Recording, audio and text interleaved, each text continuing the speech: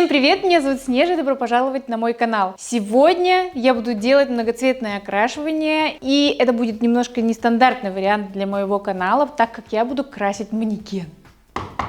Входите. Проходи. Сегодня я буду производить окрашивание красителем прямого действия Iro Iro. И это краситель, который не смешивается с перекисью водорода, и он просто наносится на ваши волосы без вреда для них. Так что вы, если любите экспериментировать над волосами, без проблем можете его приобрести, так как покупка данного красителя для всех. То есть вам не обязательно быть парикмахером для того, чтобы окрасить волосы в яркий цвет. Сегодня я буду делать окрашивание волос в радугу, и для этого я буду использовать всего лишь 3 оттенка. Как это сделать, я вам покажу в данном видеоролике. Перед тем, как красить волосы в яркий цвет, вам необходимо осветлить волосы. И чем светлее будет база, результат после обесцвечивания, тем более чище и ярче получатся цвета. У нашей модели Татьяны, вот она прекрасная наша Татьяна, волосы не супер светлые, они как раз на уровне девятки. Это такой светлый блонд. А это нужно обязательно учитывать при выборе красителей и оттенков, потому что, к сожалению, не все цвета могут очень хорошо лечь на данный цвет. Перед тем, как наносить краситель прямого действия, волосы должны быть, помимо того, что светлые, еще и чистые. Поэтому, если вы вдруг обладательница блонда, и вы захотели в свои будни серые привнести цвета, то вам необходимо волосы обязательно предварительно помыть. Использование кондиционера происходит по желанию. Если вы понимаете, что волосы достаточно сухие, то можете использовать кондиционер перед тем, как красить волосы. Если вы вдруг хотите покрасить парик, или манекен, так как я это делаю сегодня, вам также обязательно предварительно необходимо промыть волосы, так как волосы на манекене и на парике предварительно обрабатывают, чтобы во время пересылки либо еще что-нибудь с волосами ничего не случилось. И чтобы краситель 100% хорошо впитался, обязательно промойте волосы.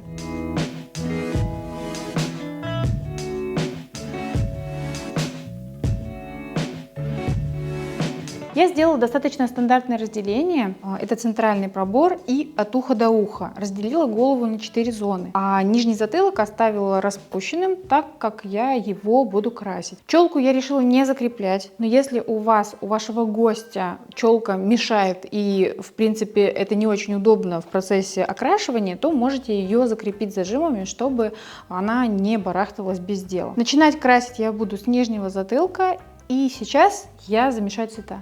Сегодня для окрашивания в радугу я буду использовать 3 цвета. Фиолетовый Purple, красный Neon Red и желтый Neon Yellow. Перед тем, как сделать радужное окрашивание, вам необходимо смешать цвета таким образом, чтобы они были все одинаковой пигментированности. Сделать это можно при помощи бесцветной основы. Это может быть любой кондиционер, либо маска. Самое главное, чтобы она была без цвета, то есть она такая, видите, белая. У данного красителя есть такая штука, как бесцветная основа, она еще называется Clear. Это рекомендованная база для того, чтобы разбавлять цвета. Но если вдруг у вас нет возможности ее приобрести, вы можете использовать любой другой кондиционер либо маску для разбавления. Для того, чтобы правильно смешать цвета и не ошибиться в пропорциях, сначала нужно добавить бесцветную основу в вашу чашу, а потом уже смешивать ее с цветом.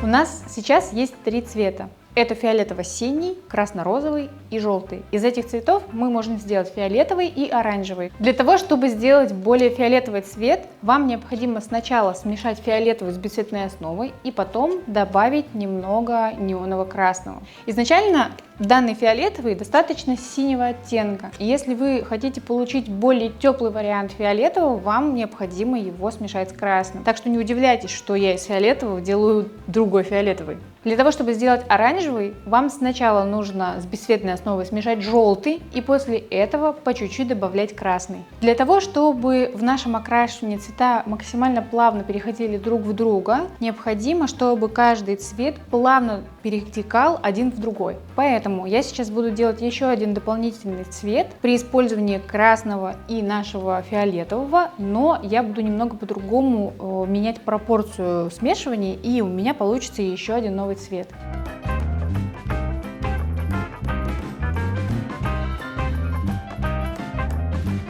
По правилам колористики, для того, чтобы сделать зеленый цвет, нам необходимо смешать синий и зеленый. Но, к сожалению, в линейке красителей Ира Ира на данный момент нету плотного синего, который бы с волос полностью удалялся. Все те цвета, которые сегодня я использую, это все те цвета, которые вы без проблем сможете смыть до вашей базы и вернуться в блонд. Поэтому, если вам необходимо сделать зеленый, вы можете смешать синий и желтый, но нужно выбрать синий, тот, который вымывается с волос полностью. В целом у красителя Ира Ира есть уже готовый зеленый, который полностью с волос вымывается. И если вам прям очень необходим зеленый цвет, вы можете купить его отдельно. В данном окрашивании я не буду использовать зеленый, просто по той причине, что у меня есть определенная длина волос, и я хочу, чтобы у меня вот то количество цветов, которое я сейчас смешала, а их уже 6, было на голове. Для того, чтобы назвать это окрашивание прям полноценной радугой, конечно, здесь необходимы цвета зеленый, голубой, синий, и у меня, получается, будет такое радужное направление в более теплом варианте. Перед тем, как приступать к окрашиванию, вам необходимо понимать, какой длины волосы вашей модели, вашего друга, либо вашего прекрасного манекена. Потому что вам нужно предварительно, заранее понять, как будут располагаться цвета и какой шаг будет каждого вашего цвета. Так как я буду начинать красить с нижнего затылка, здесь бессмысленно красить все 6 оттенков, потому что здесь максимально короткие волосы.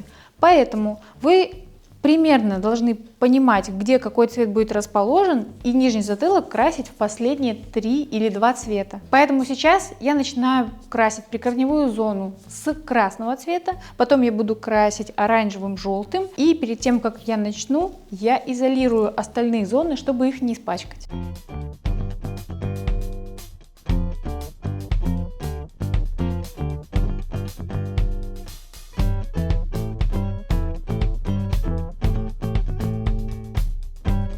Я приступаю к окрашиванию следующей зоны. Я выделила горизонтальный пробор. Здесь у меня добавится один цвет на прикорневую зону. Это более темный вариант красного цвета. Он такой малиновый, наверное. Он здесь будет только на корнях. И дальше я продолжу градиент, рисунок которого я уже начала.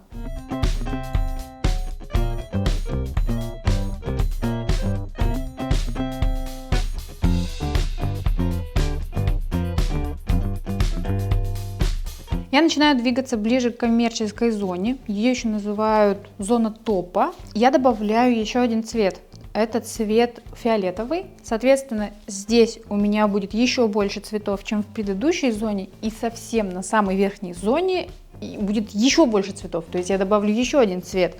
То есть, видите, я двигаюсь по всей голове, добавляя на прикорневую зону новый цвет.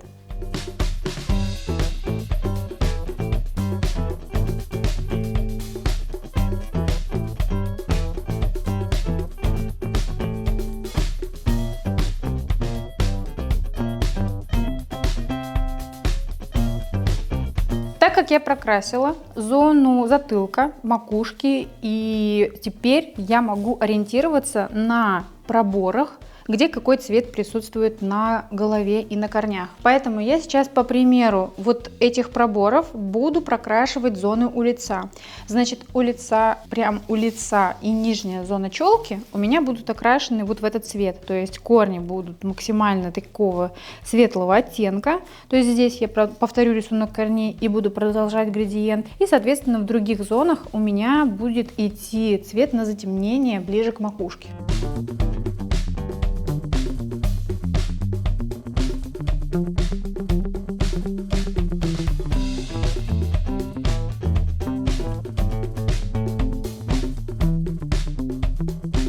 Флиппер! Грохочет гром. Так, я приступаю к челке. Я встаю перед лицом нашей прекрасной Татьяны. И вот этот маленький слой челки, который будет такого же цвета, как боковые зоны, я крашу вверх. После этого я, по примеру рисунка, который у меня есть на височно-боковых зонах, буду выполнять рисунок перехода, градиента. Я его буду делать на лицо. Я выделяю горизонтальный пробор.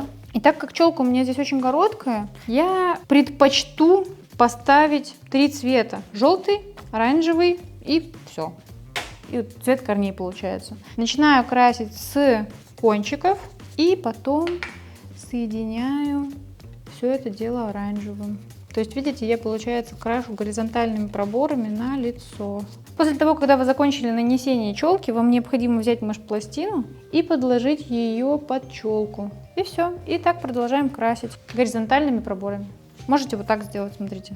Если вы боитесь, что у вас первая прядь запачкается, можете вот эту прядь прокрасить. И будет у вас вот такой интересный вариант запаковки. Необходимо работать очень тонкими проборами. Пожалуйста, работайте тонкими проборами.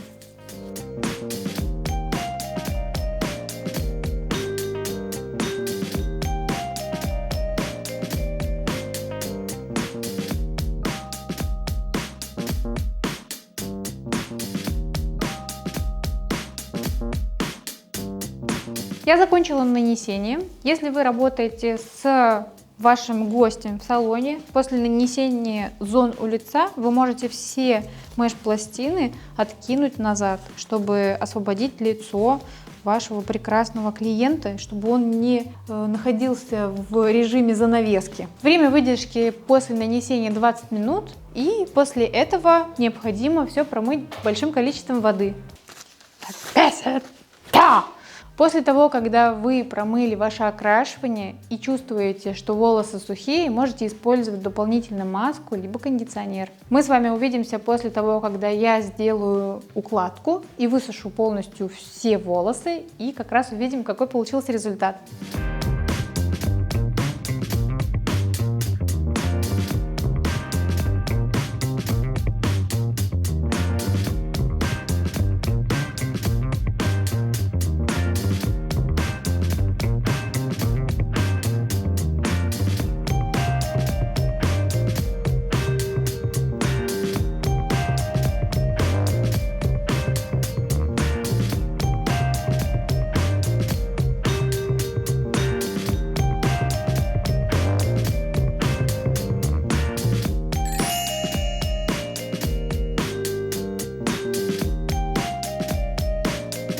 Ну что, давайте посмотрим, какой результат у нас получился. Смотрите, как здорово стала выглядеть стрижка с новым окрашиванием. Ну-ка, давайте, напишите в комментариях, как вам. Нравится ли вам цвет?